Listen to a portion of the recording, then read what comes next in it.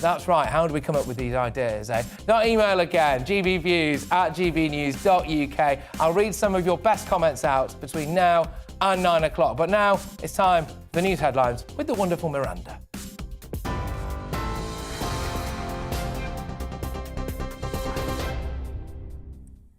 Thank you. Good evening. Your top stories. Boris Johnson insists he thought a gathering in Number 10's garden during lockdown in 2020 was a work event. His former chief advisor Dominic Cummings claims the Prime Minister lied to MPs about it. Boris Johnson denies the claim but has apologised for what he calls a misjudgment.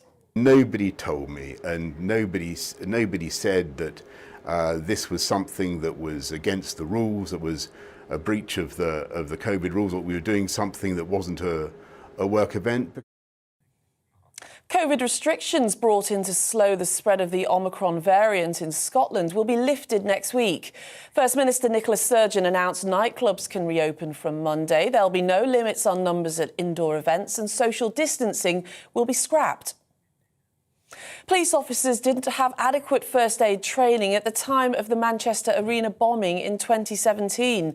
That's according to an inquiry into the attack, which has heard evidence about the care gap, the time it took for the injured to receive treatment. Some officers at the scene hadn't received the recommended amount of first aid training, but Greater Manchester Police say the force is now compliant. The White House is warning that Russia could launch an invasion of Ukraine at any time.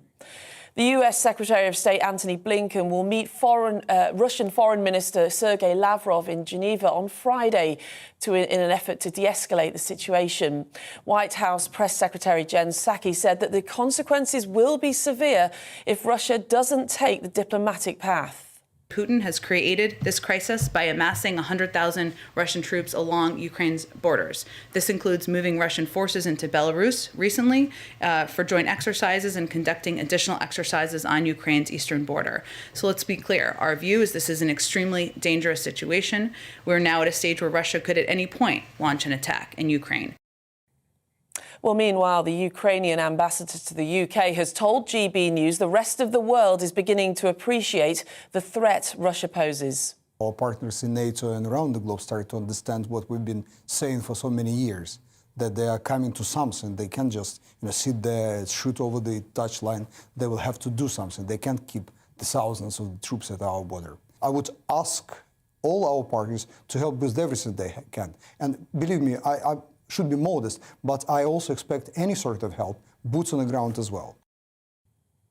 And there's been first-round success for British #1 tennis star Emma Raducanu, who's won her match in 3 sets at the Australian Open. The 19-year-old beat America's Sloane Stephens. She fought back from losing the second set 6-2 to win the third. Well, this is GB News. You're up to date. Now let's get back to the show with Patrick.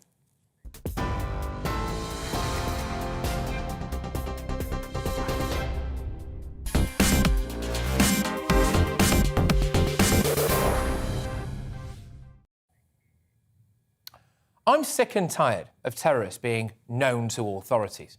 It seems to happen pretty much all the time. I think we need to get tougher. Should we reintroduce the death penalty for terrorists who plot to kill? The rogues gallery of murderous Islamist extremists who were supposedly under observation, or at the very least had been flagged to the attention of our security services, makes for grim reading. I'm not blaming our security services. I want to make that very clear from the outset. They stop a load of attacks that we'll never know about, and I've got no doubt they're working flat out round the clock to keep us safe. But what I am angry about is that I don't think we're being told the full truth about the scale of the problem when it comes to Islamist terrorists in the UK. I think they don't want to scare us. I think they don't want to whip up racial tensions. But in reality, there are too many Islamist terrorists for us to keep track of.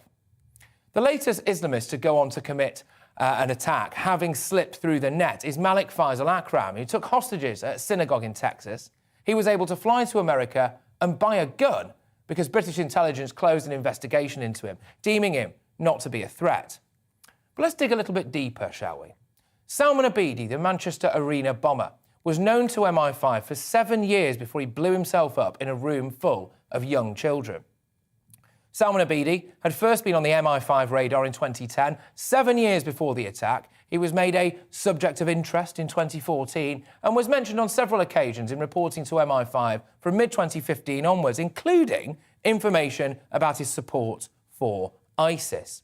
On 2 separate occasions in the months before the attack, MI5 received intelligence that Abedi was involved in terrorism, but it dismissed it as criminal activity. There was actually a meeting scheduled for 9 days after the attack took place, where officials were going to decide whether or not to reopen their investigation into him.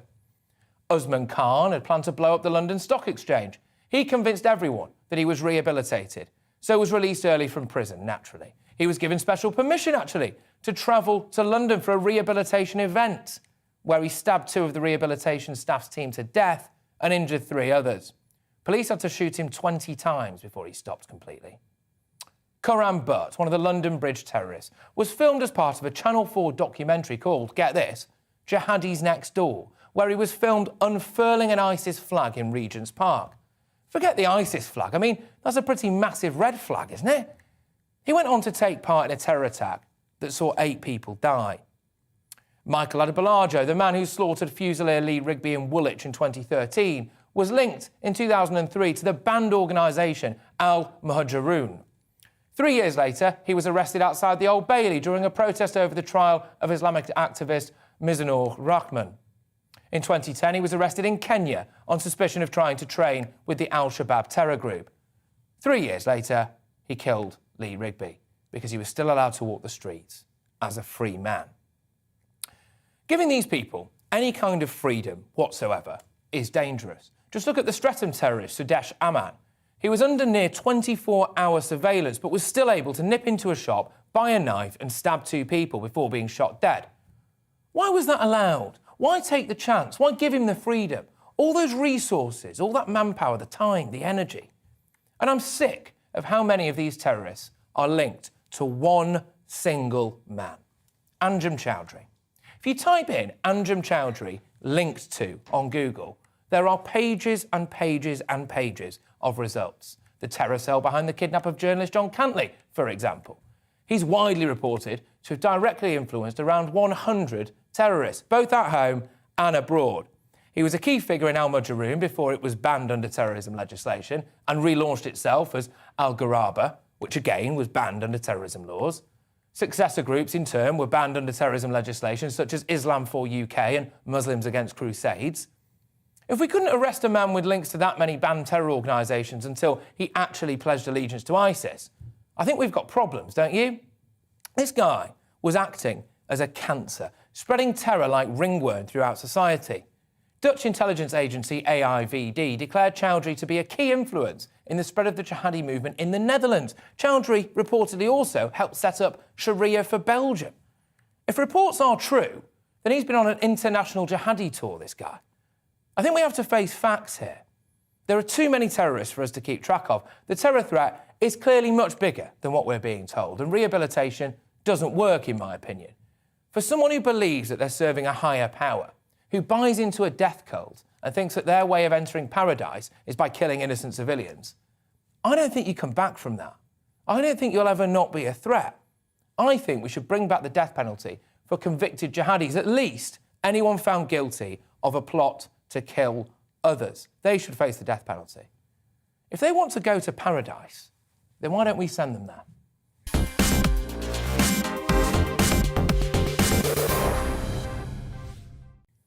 Well, look, ladies and gentlemen, as ever, I want to open it up to you. GBviews at gbnews.uk. Get in touch with us now. Do you think jihadis who plot to kill can be rehabilitated? Do you think we should bring back the death penalty to neutralise them once and for all?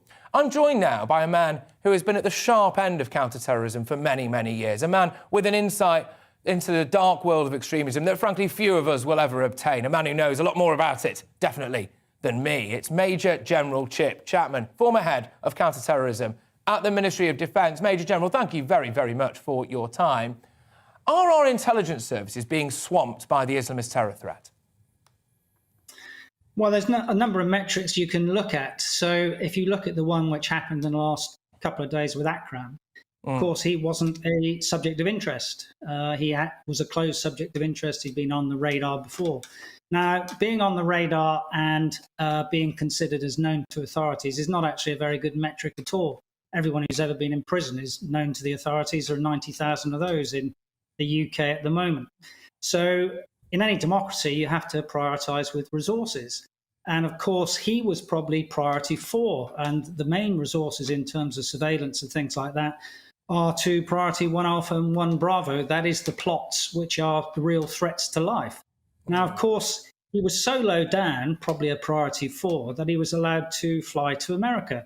Now, there were only 16 people on the no-fly list on 9/11. There were 81,000 people on the US no-fly list now. That was as at 2016. So he wasn't even important enough for that. His criminal record was such that he wasn't even important enough to not be allowed into America. So he was one of those kind of lone actor people with visibility and predictability, which is difficult to ascertain. So he's one of those who mobilized probably quickly, and they're the most difficult people to deal with. And indeed, the sort of catalogue of incidents that you went through, the benchmark used at the moment by CTC, Counterterrorism Command, is March 17, so nearly 5 years. There have been 14 attacks over that time. 12 of those have been lone actor attacks. The only 2 which weren't were London Bridge and actually 1 in prison at HMP Whitemoor. So, you know, there are lots of people out there in terms of those on the SOIs, subjects of interest. They have grown. So, for example, there were 1,600 in 2006, and there's maybe double that nowadays.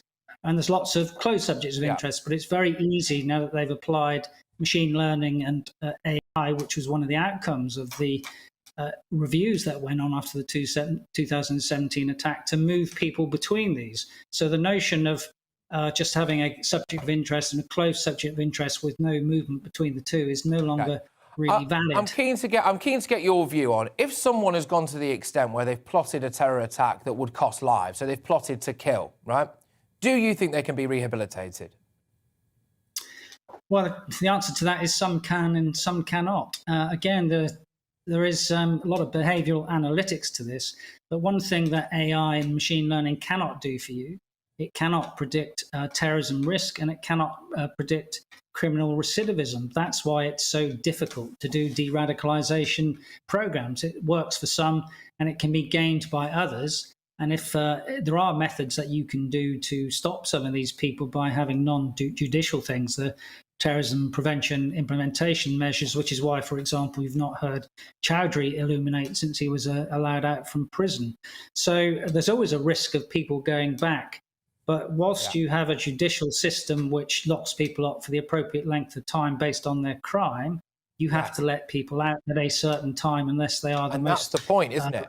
Murderers.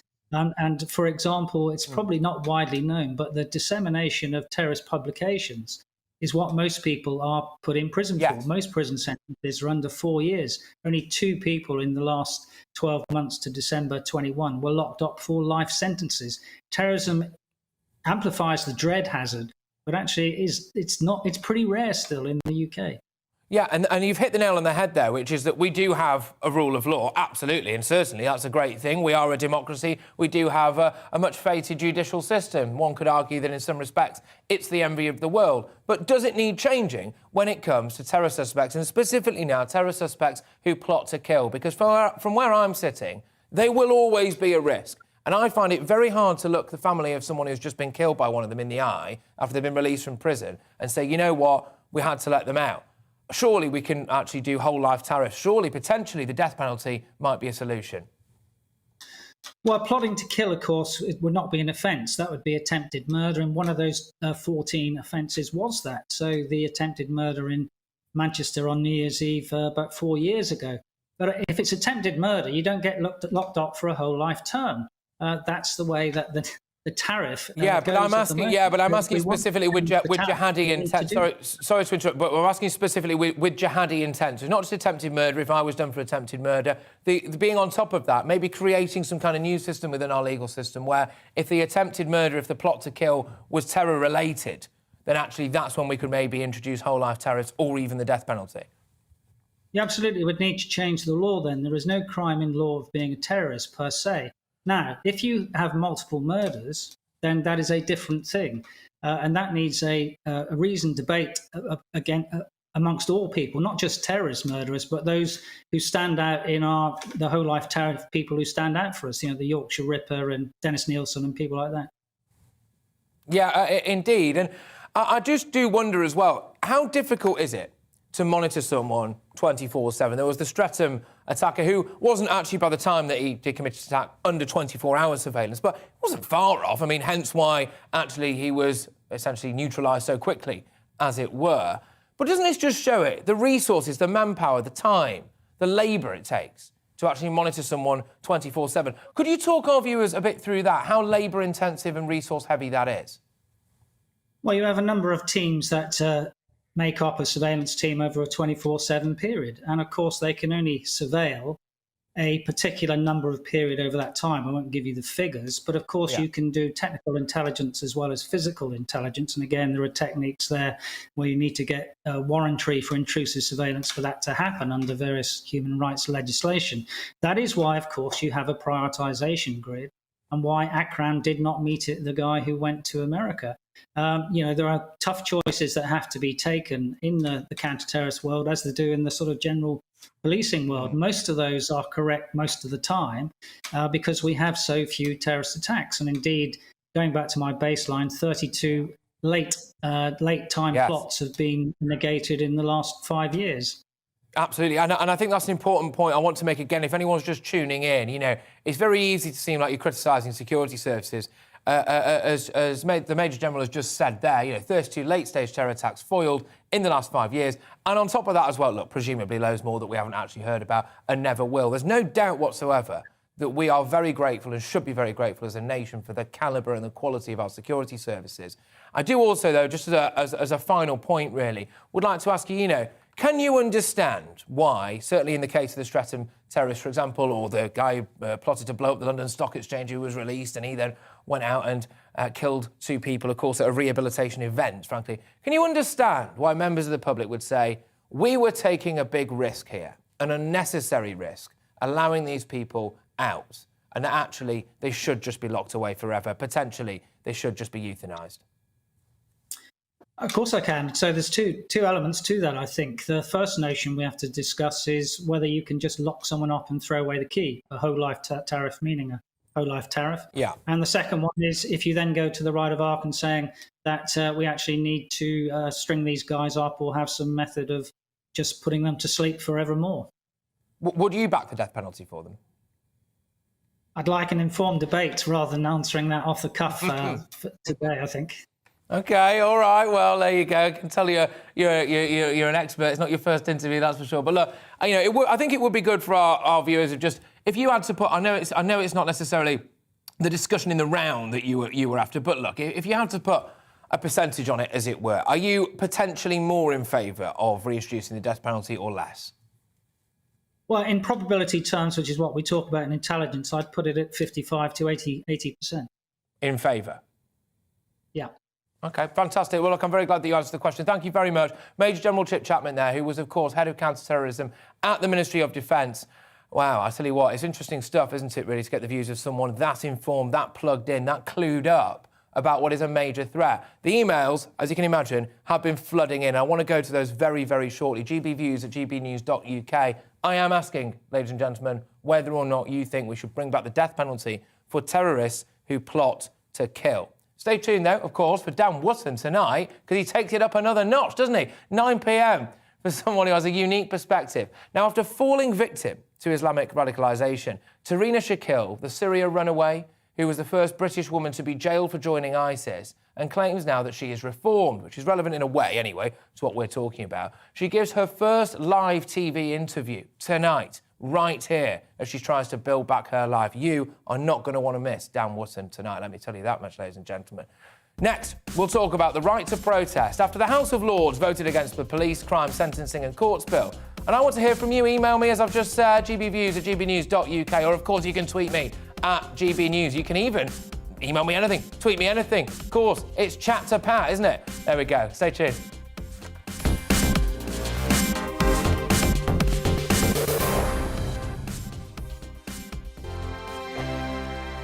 Hello there, I'm Eamon. And I'm Isabel. And you're watching the GB News digital stream across the United Kingdom. And around the world. If you're here in the UK, you can also watch us on your TV screen. GB News is Freeview channel 236. On Sky, we're channel 515. 626 on Virgin Media. Just remember, you might need to retune your TV to watch the channel. Yeah, and if you are doing that, find out more about retuning by going to gbnews.uk.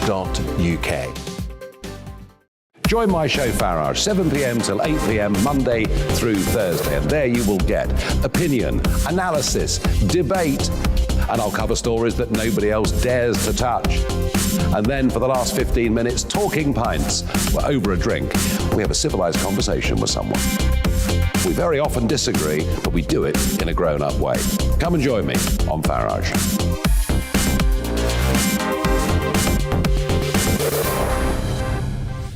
I'm Dan Wootton. Join me Monday to Thursday from 9 to 11 for the feistiest and most fun news debate on TV, where free speech reigns. I'll bring you a sharp take on the day's biggest stories, bombshell newsmaker interviews, and A-list guests. And I guarantee you, no spin, no bias, no censorship, and no reason to go to bed. That's Dan Wootton tonight, Monday to Thursdays from 9 on GB News. Hello there, I'm Eamon Holmes. And I'm Isabel Webster. And we hope you can join us for Breakfast with Eamon. And Isabel. You make me laugh out loud, belly laugh. Is that important first thing in the morning? Yeah, absolutely. And there's me trying to be deadly serious. News is a serious business. Yeah, I have to rein you in sometimes. Well, it doesn't stop us laughing at it. It doesn't stop us having an opinion on what's going on. Yeah. And it certainly will not stop us reflecting what you think. Weekdays from 6 to 9:30 on GB News.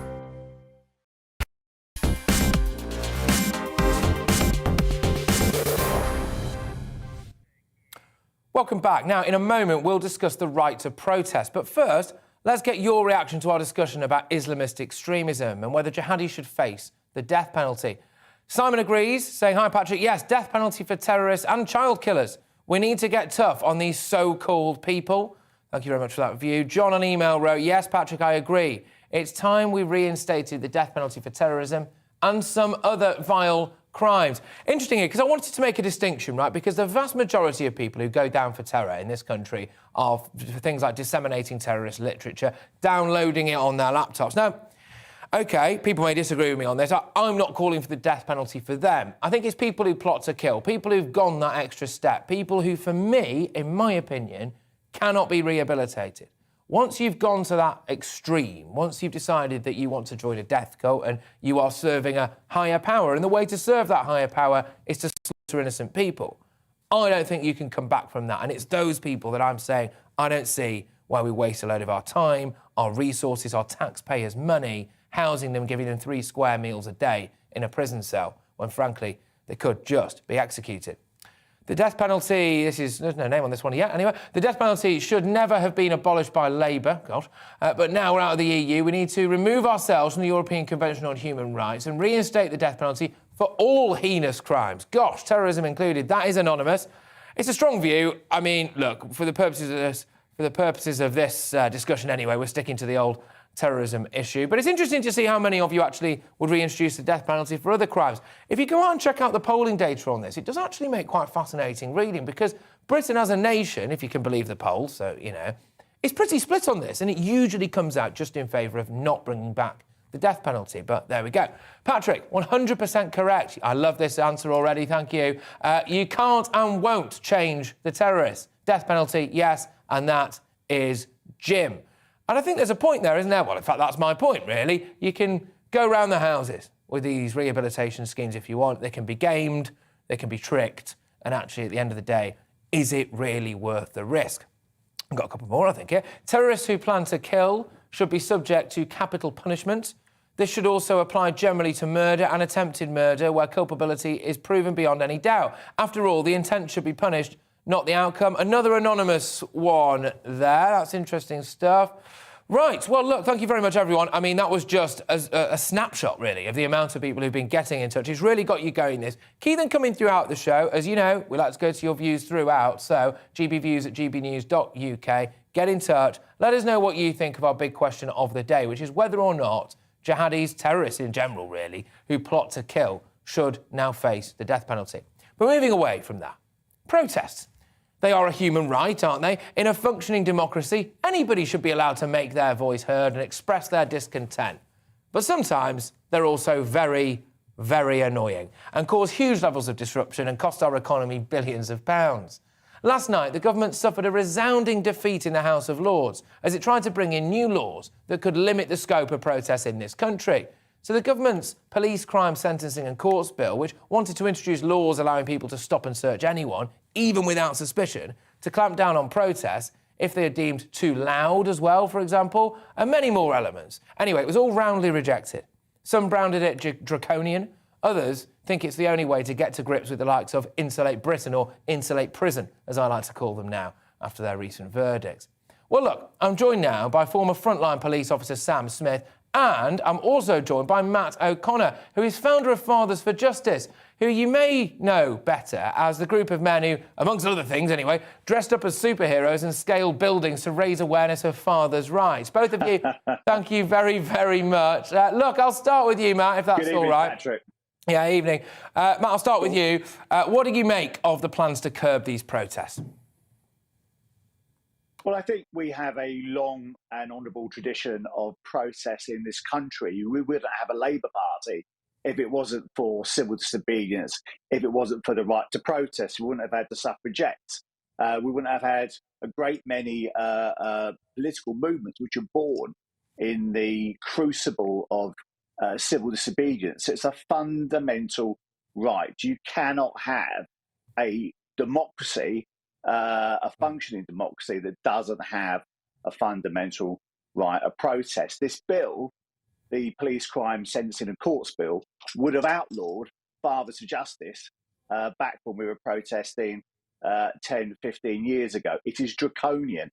It is a sort of bill that would make Vladimir Putin flinch, frankly. Right. And I think it's a mistake for the government and let's face it, who are Tory toffs who've never had to protest for anything in their lives, don't understand people having to fight for basic rights. I think this I don't know about that, Matt. I don't know about that, Matt.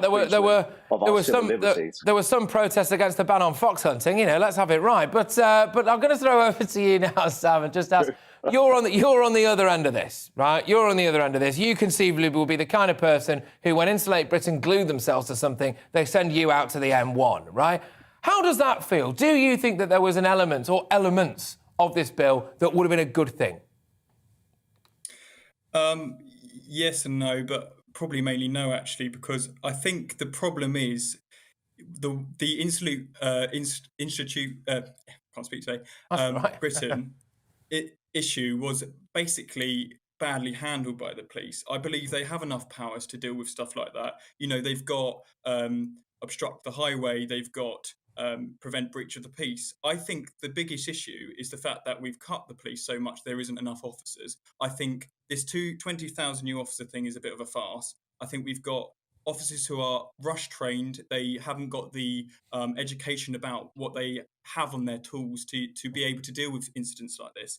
I personally think Insulate Britain, the way they carried on, was unacceptable because it caused absolute sort of terror across, you know, people getting to appointments for medical reasons, seeing loved ones who are dying, etc. That cannot be tolerated, in my personal opinion. And I know most of the public would probably support that. However, to completely take the voice away from a whole nation is really pressing on our liberties. And I think this country and the world are having their liberties pressed on too much with, you know, COVID restrictions, COVID passports, and actually, no, it's too much the way they're doing it. And quite frankly, it will backfire on them because I don't believe that actually the police will help to enforce it, and they will actually create more work for the police, and they will regret it. All right, so, I mean, one of the things that they wanted to do was potentially restrict protests that were too loud. It has to be a democratic right to be able to shout at the House of Commons, right? By definition, the point of a protest outside the House of Commons is so that they can hear it in the building, right? That's the point of it. So you can't clamp down on that. But, Matt, I'm going to come back to you. You know, the kind of glory days, as it were, my good man here. You know, the Fathers for Justice events, the stunts to raise awareness. And just talk us through whether or not they actually had any real tangible success. We've got some fantastic video footage while you talk about it here of some of the stuff that you guys were getting up to. Yeah, I mean, when I started Fathers for Justice, would you believe it, 20 years ago, the idea was we had to raise awareness about the issue. And the only way we could raise awareness about, the cruel separation of children from their fathers in secret courts, and the issue is still to this day secret, was by doing high-profile, daring stunts. And I was inspired by the suffragettes. I was inspired by the Chartists. I was inspired by the Labour movement to engage. And yeah, you're going to go around and rattle some cages. You're going to upset some people. I think the only difference between us and Extinction Rebellion and Insulate Britain is that we did target the instruments of power. We went after Buckingham Palace. We went after Tony Blair in the House of Commons and powder bombing. We went after the Church of England in York Minster. So our disruption... The National Lottery draw, we can see there as well. That's on the Senate. Bridge. Yeah, National Lottery. But the disruption was kept to a minimum and targeted at the authorities. OK, all right. Now, Sam, I just want to throw it back to you. Do you feel as though at the moment the police, I think you alluded to it a bit earlier, I don't want to put words in your mouth, maybe a bit soft on this. Are they actually a bit scared? We live in the iPhone age now. Everything you do is filmed. I think you've all got body cams on to begin with. This is an era as well where woke culture is just ripping through society, for goodness sake. Are the police a bit scared to act? Would this bill not have given them more definitive powers and more safety in their personal well-being, for example? Yeah, it could do, but it's not the right way to do it. The way we do it is we crack down on the fact that the police are poorly trained now, that we're rushing training. We empower the police with education and knowing their job. You see so often police officers being recorded, as you mentioned, and actually I cringe because they are getting it wrong. I watched probably a career detective illegally search someone without actually showing any identity, and then they said their warrant card was left in the station. And you see that, and it's hard to defend the police. And I'm very supportive of the police, but I really think this isn't the way to do it. We need to highlight the real issue, which is policing as a whole. Not protesting. Protesting can be dealt with properly if you have a proper policing in place, and we've always been able to deal with it. The reason why we can't deal with it now is there is new crimes being created left, right and centre to do with phone crimes, hate crimes, whatnot, and the police force, whatever anyone will try and make you believe in the Home Office, is smaller than ever and less experienced than ever. You've lost all the experienced officers because they've had enough. As soon as they've got their pensions, they'll be gone, and we'll have a cycle of probably teenagers policing for about 3 to 5 years, and then they'll renew themselves. And as you say, a lot of them, their well-being will be so bad they'll leave. But changing our liberties is just silencing the problem. It doesn't actually help. Actually, I have a campaign called Green Ribbon Policing where I argue for better welfare for policing and a mandatory standard on welfare for policing. And I don't campaign in a way that Insulate Britain did. However, equally, maybe that's why it hasn't had change, because I haven't used my voice like that. So, there is argument to two ways, and I think it's a fine line. Obviously, the way Insulate Britain did it is really causing grave problems. Well, I think they've done massive damage. They've done massive damage to their cause. Now, whenever I hear the word insulation, I see a traffic jam on the M1. I've never cared less about insulating any homes. In fact, I'd quite like to rip insulation out of houses now, for goodness sake, as a result of this lot. But, Matt, I just want to come to you, really. How were you treated by police? I mean, I look back on some of the things that you did. I think you were quite lucky not to get shot. Well, we had contingencies for that, particularly when we did Buckingham Palace. Actually, the rank and file police were great. Some of the people I dealt with at Scotland Yard were really, really good guys. But the police are politicised. They are an instrument of the state. They came after us. Let's be honest about it. They came after us. I had counter-terrorism command come to my home in Hampshire and interrogate me about what I was planning. I said, what am I going to show you? My Superman fancy dress suit and a window cleaning ladder. I mean, I look more like the Michelin Man than Superman in Lycra. It was absolutely ridiculous.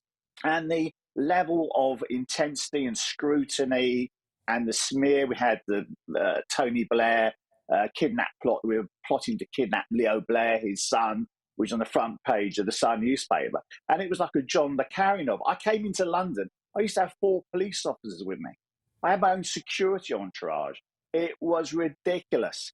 ridiculous. But, you know, we still managed to get through it. But now I do fear for this bill is dangerous. This is the kind of bill I don't want to live in a police state. I don't want my children to live in a police state. If I wanted to live in a police state, I'd move to China. I'd go to Belarus. I'd live in handcuffs. But I live in the United Kingdom, in Great Britain, which is supposed to be the bastion of democracy. So we need protest. Well, we do indeed need protest, actually, and we do need extremes on both. We do indeed need extremes on both sides, because that drives change one way or the other, and etc., etc., etc. I'm just going to give the final word to you, Sam, if that's okay. Do most police officers actually sometimes feel quite a lot of sympathy for the people who are doing the protesting? I mean, we did see that Untitled Britain were offered tea and biscuits, for goodness sake.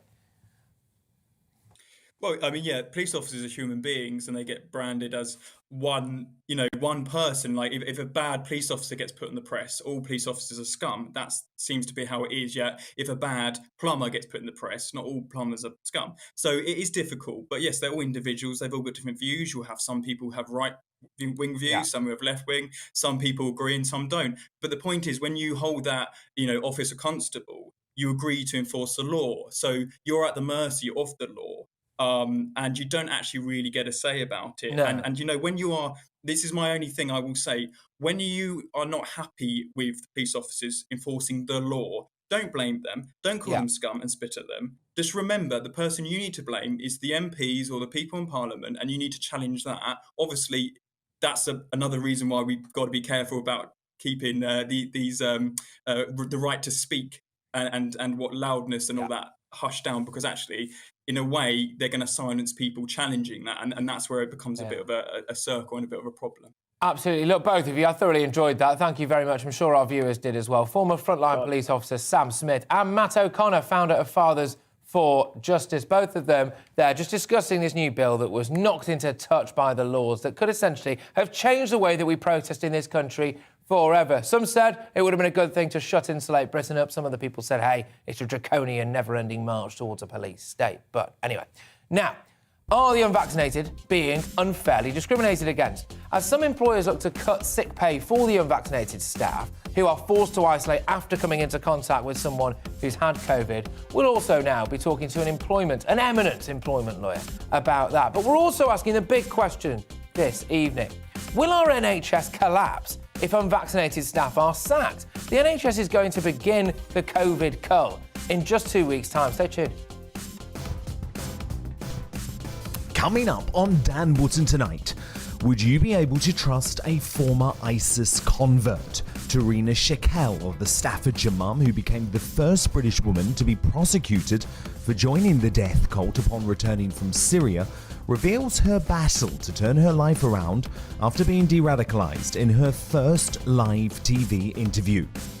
As 84% of Australians support Novak Djokovic's deportation, will the saga embolden its authoritarian leaders to ring-fence the country beyond COVID? Australian writer and lawyer Helen Dale joins me, and I break down the headlines of the day with my superstar panel. It's the Conservative commentator Calvin Robinson, the Daily Star columnist Dawn Neeson, and the author and journalist Rebecca Reid. That's Dan Wootton tonight, Monday to Thursday from 9 p.m. till 11 p.m. on GB News.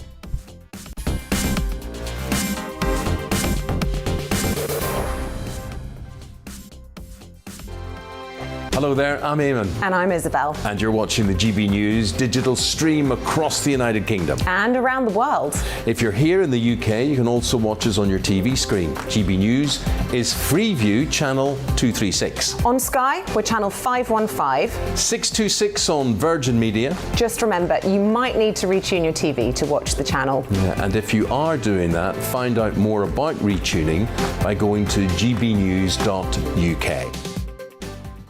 Join my show Farage, 7 p.m. till 8 p.m. Monday through Thursday. And there you will get opinion, analysis, debate, and I'll cover stories that nobody else dares to touch.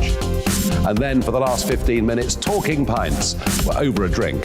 We have a civilized conversation with someone. We very often disagree, but we do it in a grown-up way. Come and join me on Farage.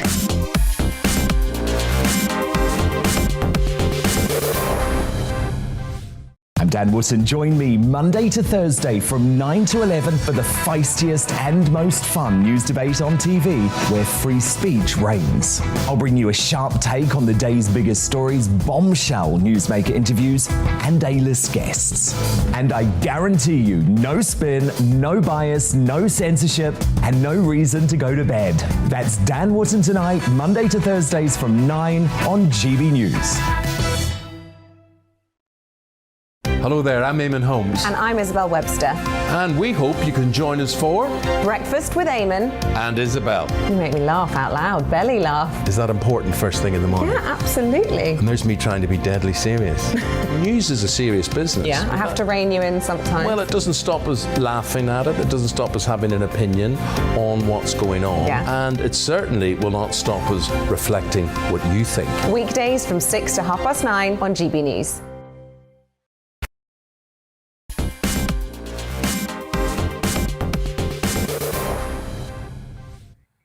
Welcome back, everybody. Now, we're constantly being told that the NHS is at breaking point with 100,000 job vacancies, and now the government's own research has found that 73,000 staff could be sacked in the next couple of months. Why? Well, because they're not fully vaccinated against COVID. NHS workers who have face-to-face contact with patients must have had 2 jabs by April the 1st. But with people needing an 8-week gap between the first and the second dose, staff will be at risk of being sacked as early as February the 4th, which, let's be honest, is just around the corner, isn't it? But can our NHS actually cope? I'm sure loads of people are wondering this. I certainly am. The head of King's College London, for example, says he will lose 10% of his staff. Well, that's one of the largest hospitals in London. I do wonder whether or not people lying there in a hospital bed, needing urgent care, finding the fact that there's no doctors around to treat them, really care whether or not that doctor has actually had the COVID jab. But anyway, to discuss this further, I'm now joined by Dr. Anita Raja, who is a GP in Birmingham. Thank you so much for giving us your time this evening. I really appreciate your insight on this particular topic. If all the unvaccinated staff in the NHS are sacked, will it just crumble to the ground? Well, first of all, what we've got to understand is that why is this now being mandatory? If we are working as healthcare professionals, it puts a lot of pressure and responsibility on our shoulders. We certainly are not doing a job where we are not coming in contact with people who are not vulnerable and very healthy. The type of people that we see on a daily basis are very frail, unwell, immunocompromised. Hence, this puts an added responsibility on our shoulders. I totally understand the point where you are actually sort of pointing at the staff shortages and saying, do the patients really care whether or not their clinician is vaccinated? It doesn't really count whether the patient cares or not. The thing that counts is that being a healthcare professional, we need to be more responsible. The analogy I usually give, the analogy that I want to give you is in terms of smoking. So you're allowed to smoke as much as you like, wherever you like. But if you're smoking in a room, then that's not okay. A room full of children, that's definitely not okay. So, being vaccinated is very important. And it's nothing new, I don't think. I mean, you will see that there's going to be a shift in terms of the mandate all around the world. Most countries are going to bring this in terms of healthcare professionals, and it will be mandatory. I think more people would be willing to accept mandatory vaccination for healthcare professionals if this particular coronavirus vaccine actually really stops you getting COVID. Now, I know that it can knock off some of the worst effects. I know that it can reduce transmission. Don't misunderstand me. But the fact is, even if you've had 2 jabs, even if you've had your booster jab, you can still get COVID and pass it on. So really, why are we sacking some of the people who've not had the vaccine? No, you're absolutely right when you say this. The COVID vaccine does not stop us from catching COVID, but it certainly stops us from getting critically unwell. Now, you've yourself mentioned that we're suffering from NHS staff shortages. And if we are vaccinated, the chances of us ending up on ITU, if you've had all 3 jabs, go down by 92%. So there's a 92% less chance of us needing hospital admission, being unwell. We can actually get back into work 5 days later. So in all fairness, if we do get vaccinated, we protect ourselves by not getting critically unwell. And number 2, we do not affect the patients that we're coming in contact with adversely. Absolutely. Now, you gave a very resounding account there of exactly why it's important, in your opinion, for medical professionals, for doctors to have the vaccine. And I understand that. Exactly why, in your opinion, it must be mandated for them. And I understand that. But let's just please talk about the numbers. If 73,000 NHS staff disappear pretty much within the next couple of months, can the NHS cope with that? It is a very vital question, but then this question that I do want to ask you as well is, do these people actually believe in science? Do they believe in the pandemic? Do they believe in clinical trials? Do they believe in real life data? Are we all on the same page? Well, okay. If not, do you believe that the NHS could survive if 73,000 people went? That's why I'm asking you. I understand, take your point, but come on now, answer it directly. Do you think that the NHS will survive if 73,000 people disappeared? I am coming to the answer of your question. The thing is, if you look at the mandate, there is going to be 3 steps to it. So we're not really getting rid of these people. No one is saying that. There is going to be a meeting, and then there's going to be some form of consensus. If you don't reach the consensus, then we're going to look into a redeployment. I mean, I certainly think that if it comes to safety of patients, we need to be on the same page. I mean, we as general practitioners, doctors, healthcare workers, we were never allowed near a patient without the hepatitis B vaccine. This is nothing new. I don't understand why the COVID vaccine all of a sudden has become such a big issue. I mean, this has been there for years on end. You were not allowed. I, as a junior doctor, wasn't even asked if I wanted the hepatitis B vaccine. I was simply told I'm not going to be employed if I am not immune and I'm not vaccinated, because I am a risk to other people. So if the question is about NHS and how we're going to cope, then we certainly need to look into employing people who are actually on the same page and are happy to take the responsibility of keeping the vulnerable people safe. And if they're not happy to do that, then that is sad. Yes, it is a crisis. I totally agree with you. And this is the point, isn't it, really, which is that, OK, all right, people might think it's stupid, people might think it's actively dangerous, frankly, if these people don't get the vaccine. But actually, if the NHS is already short-staffed, 100,000 vacancies, you add 73,000 onto the top of that, look, realistically, you must be able to understand why some people would say, look, screw it, let them work. No, but the question here is, why are we not able to... I certainly think it's a failure on our part as clinicians or healthcare professionals if we've not been able to convince our counterparts, our colleagues to get vaccinated. I am happy to take that responsibility. And I always tell all my colleagues, because we actively try to spread awareness, that we've not done our job well enough. But I certainly don't think that, you know, we can be allowed to smoke recklessly in a room full of children. Well, OK, all right. Well, look, Dr Anita, thank you very much. Dr Anita Raja there, of course, GP in Birmingham. Look, I appreciate your time. I appreciate you coming on. I think it's a difficult question to answer, of course it is, but surely if 73,000 more people go, the NHS is going to struggle. But anyway, while NHS staff face the sack if they don't have 2 COVID jabs, employees at companies including Morrison's, Next and IKEA will see their sick pay docked if they are unjabbed and are forced to isolate after coming into contact with someone who's tested positive. What do you think about this, ladies and gentlemen? GB Views at GBNews.uk. This is actually quite a subtle issue, to be perfectly honest with you, quite a subtle little point, really, because it's not the same. It's absolutely not the same as someone testing positive for coronavirus who's not been vaccinated and their employer goes, right, that's it, you're not getting any sick pay whatsoever. It's a little nuance, isn't it, really, because it's about isolating after coming into contact with someone who's tested positive for COVID. You've not had the jab. Well, I thought, hang on a minute, is this legal? Is it legal? Because that's what it'll come down to, won't it? What are your rights if you find yourself in this situation? If you find yourself watching this thinking, I'm not jabbed, what if my employer starts to say, hang on a minute, if you have to isolate after coming into contact with someone with coronavirus and you're not going to get your sick pay, can I take them to court and win? Well, to give you the guidance you need, I'm joined now by Astra Amir, a top barrister, a specialist in employment law who operates out of Gray's Inn Chambers. Ms Amir, thank you very, very much for taking the time to join us. Thank you for your time this evening. Is it legal for companies to discriminate against the unvaccinated? It's not legal for any company to discriminate, but what these companies are doing is, like, as you rightly said, it's a very, very tiny point. So everyone is entitled to sick pay. They're entitled to statutory sick pay, which is £96.35 a week, and that's a limit set by the government. That was extended from people being sick to people who were isolating, either because they had COVID or because they'd been contacted by test or trace and they had to self-isolate.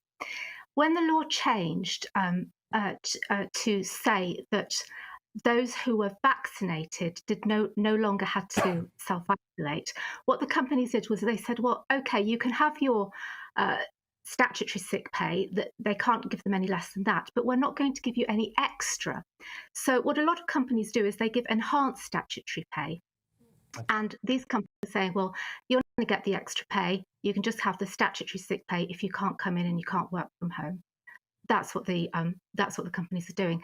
Now, it's not discriminatory, but what the companies have to be careful about, and they should take legal advice on, is whether this is actually a breach of the contract of employment. That's the first point, because a company can't make changes to a contract of employment without the employee's consent.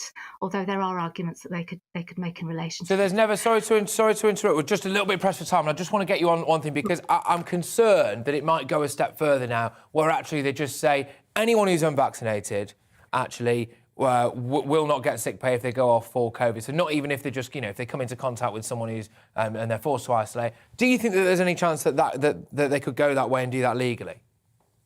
They haven't done that yet, but if they do, there are risks, and those risks, as you rightly said earlier, could be discriminatory risks. Right. So, for example, if the statistics show that certain ethnic minorities are maybe less likely to be vaccinated, or somebody might have a belief that anti-vaccination, they don't want to be vaccinated, that's so strong that a court would regard it as a religious belief. In those circumstances, if you're, it could be what's called indirect discrimination, because you're affecting a much larger group of that particular ethnic minority or whatever. However, the law does say that if there is indirect discrimination, an employer can justify it. So the employer can say, well, I'm doing it for economic reasons, or I'm doing it to protect my other employees. And a court would look at that, and they may well find that the employer is justified in doing that. Look, thank you so much. I know it was short and sweet, but it was very informative and very to the point, which is what we love. So thank you so much, Astra. Excuse me, sorry, that was Astra Amir there, a top barrister, a specialist in employment law, who operates out of Grays in Chambers. I think I'd probably want her representing me, to be fair, if I had any of those issues. But we're going to finish in the way that we love doing here, because it's all about you, and that's why we're going to go to some of your views. We did start the programme, didn't we, by talking about whether or not we should reintroduce the death penalty for terrorists who have been found guilty of plotting to kill, so go into that extra mile, as it were. The death penalty is not a punishment. On death, the criminal does not know he's dead and can never remember what he's done. Keeping them locked up is a punishment forever. That's from Pete. Interesting view, Pete. Interesting view. It costs money, though. It costs resources. Our parliament is liberal, and they wouldn't dare do a referendum on bringing back the death penalty because they know the British public would bring it back. That's from Ronald Wood. Now, can we just take a moment here, people? Ronald Wood. What do you think of when you think of Ronald Wood? I think of Ronnie Wood. And I just wonder whether or not we've received an email there here at GB News, live on GB News, from the one and only Ronnie Wood. I mean, I certainly hope that we absolutely have, the Rolling Stone himself. But anyway, we move on. Terrorism is also a political issue too. UK police see the far right see the far right and see a terrorist threat. If a far right activist is convicted of intent to murder or maim, shall we hang them too? That's from Anonymous. I'm going to rattle through one more here, and this is on the right to protest. Absolutely, we were discussing this earlier as well, weren't we? That government bill was knocked into the long grass, frankly, by the House of Lords. It was deemed to be quite draconian. It included things like, for example, limiting the amount of noise a protest can make. Well, it's not really a protest, is it, to be honest with you? But anyway, of course, the right to protest must be respected. However, those involved must respect the rights of those around them. Where they infringe those rights, say by blocking roads, they must be held legally liable for any loss or damage caused. And that's from Charles. Charles, I'm with you on this. I think that one of the things that went fundamentally underreported and fundamentally unaccounted for, actually, by both the police, the politicians and the media, was actually the financial damage that things like the Extinction Rebellion protests in the capital cost us. Billions of pounds. You were shutting down some of the major arterial routes in our capital city. And that is, frankly, a massive issue. It costs us all money, and therefore, maybe we could clamp down harder on it. But anyway, any gathering which costs money to police, here we go, which affects normal business, should be a binding liability insurance and licence fee based upon the number attending to cover all council and police costs, basically making them pay for their behaviour. That's from Jim. Thank you very much, everybody. I've actually thoroughly enjoyed tonight's show. It's whizzed by, as did last night. Thank you for joining me. I'm back at 10 a.m. tomorrow for To The Point, but I believe actually up next, of course, is Dan Wootton. And by the way, you're not going to want to miss it. He's got a massive exclusive for you. First, it's the weather. Good evening. A bit of rain around tonight and tomorrow as a band of wet weather moves southwards. Behind it, brighter skies will follow, but also we'll see a cold wind starting to increase. The winds have been pretty light recently thanks to high pressure, but weather fronts are slowly edging in. Been bringing some rain across western Scotland and Northern Ireland through the afternoon, and that wet weather will continue to trickle southwards. We'll see a little bit arriving across the far north of England through this evening, and some fog likely to thicken up once more across the